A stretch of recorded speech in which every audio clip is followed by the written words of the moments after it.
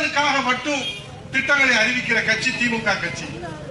ஆனால் தலைமுறைகளுக்காக திட்டங்களை அறிவிக்கிற கட்சி அண்ணா திராவிட முன்னேற்ற கழகம் என்கிற அடிப்படையில் மடிக்கணினி திட்டம் அம்மா அவர்கள் அறிவித்தார்கள். நான் தான் 2011 அமைச்சராக இருக்கிற போது அது தலைமுறையை தலைக்கு செய்கிற அறிவாற்றலை வளர செய்கிற அந்த திட்டம் மடிக்கணினி திட்டம்.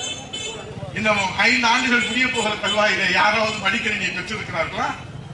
ஆனால் முதலமைச்சர் அறிவிக்கிறார், நாங்கள் இன்னும் 10 லட்சம் பேர்களுக்கு தரப்போகிறோம். எப்போது தரப்போகிறீர்கள்? நீங்கள் அறிவிப்பீர்கள்.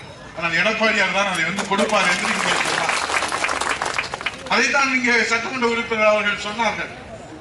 நீங்கள் அறிவிப்பீர்கள், நாங்கள் கொடுப்போம் என்று சொன்னார்கள்.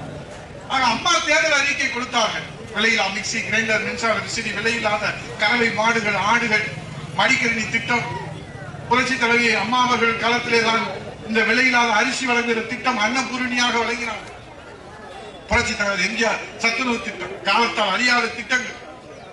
இன்றைக்கு திமுக அரசு 4 ஆண்டு காலத்திலே நான் சவால் விட்டு கேட்கிறேன், என்ன திட்டங்கள் கொடுத்தீர்கள்?